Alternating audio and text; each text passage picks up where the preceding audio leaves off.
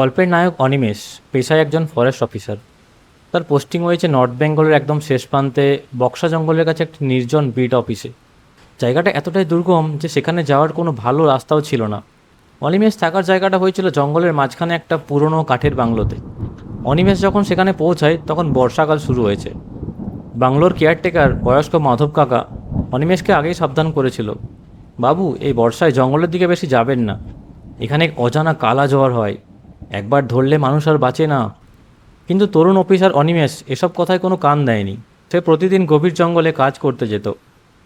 একদিন কাজ থেকে ফেরার পথে প্রবল বৃষ্টিতে ভিজে যায় অনিমেষ, আর সেই রাতেই তার শরীরে আসে কাঁপুনি দিয়ে এক ভয়ঙ্কর জ্বর।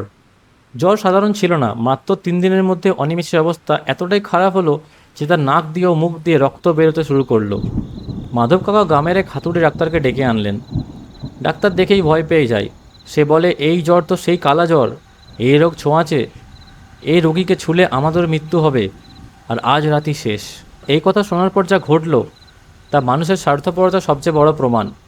যে মাধব কাকাকে অনিমেষ নিজের বাবার মতন ভালোবাসতেন, সম্মান করতেন, সেও ভয়ে পিছিয়ে গেল। বাইরে তখন প্রবল ঝড় বৃষ্টি।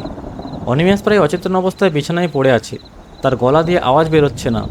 সে শুধু দেখল মাধব কাকা এবং গ্রামের লোকগুলো তার ঘরের আলো নিভিয়ে দিল এবং বাইরে থেকে দরজায় শিকল তুলে দিয়ে চলে গেল।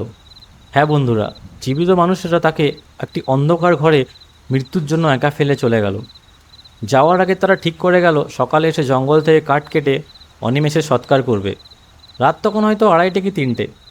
অনিমেষের নিঃশ্বাস নিতে কষ্ট হচ্ছে। সে বুঝতে পারছে মৃত্যু তার শিয়রে।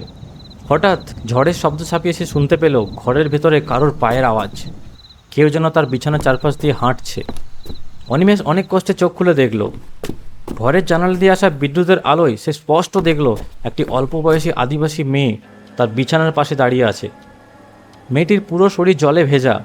মেয়েটি তার দিকে তাকে শান্ত গলায় বলল, কোনো ভয় নেই, আমি গণ্ডি কেটে দিচ্ছি, আজ রাতে যমও এই ঘরে ঢুকতে পারবে না, তুই ঘুমো। অনিমেষ দেখল মেয়েটি একটি শেকড় বা কাঠ দিয়ে তার বিছানার চারপাশে একটি গোল দাগ কাটছে। মেয়েটির মায়াবী গলার আওয়াজ শুনে অনিমেষের চোখের পাতা ভারী হয়ে এলো। মৃত্যুর ভয় কোথায় যেন হারিয়ে গেল। অনিমেষ গভীর ঘুমে তলিয়ে গেল। পরদিন সকাল, ঝড় থেমে গেছে, একটা মিষ্টি রোদ উঠেছে। মাধব কাকার গ্রামের লোকজন সৎকারের কাঠ নিয়ে বাংলোর সামনে হাজির। তারা ভয়ে ভয়ে দরজার শিকল খুলল। ভেবেছিল ভেতরে অনিমেষের মৃতদেহ পড়ে থাকবে, কিন্তু দরজা খুলতেই তাদের সবার চোখ কপালে উঠল। তারা দেখল অনিমেষ সম্পূর্ণ সুস্থ অবস্থায় বিছানায় বসে আছে। তার শরীরে জ্বরের কোনো নামগন্ধ নেই, আর তার বিছানার চারপাশে ছাই দিয়ে একটি গোল গণ্ডি কাটা। পরে মাধব কাকা কাঁদতে কাঁদতে অনিমেষকে জানায় যে আজ থেকে বহু বছর আগে ওই জঙ্গলের এক আদিবাসী মেয়ে ওই কালা জ্বরে মারা গিয়েছিল, যাকে গ্রামের মানুষরা এইভাবেই ঘরে আটকে ফেলে রেখেছিল। সেই মেয়েটির আত্মাই আজ পর্যন্ত ওই জঙ্গলে ঘুরে বেড়ায়, আর কেউ বিপদে পড়লে তাকে রক্ষা করে। বন্ধুরা, বিপদের সময় জীবিত মানুষ আপনজনকে একা ফেলে যেতে পারে, কিন্তু কখনো কখনো মৃত আত্মারাও রক্ষাকর্তা হয়ে ফিরে আসে। তো গল্পটি কেমন লাগলো কমেন্ট বক্সে অবশ্যই জানাবেন। আর এমন আরও গল্প শুনতে চ্যানেলটি সাবস্ক্রাইব করুন, পাশে থাকবেন আর ভালো থাকবেন। ধন্যবাদ।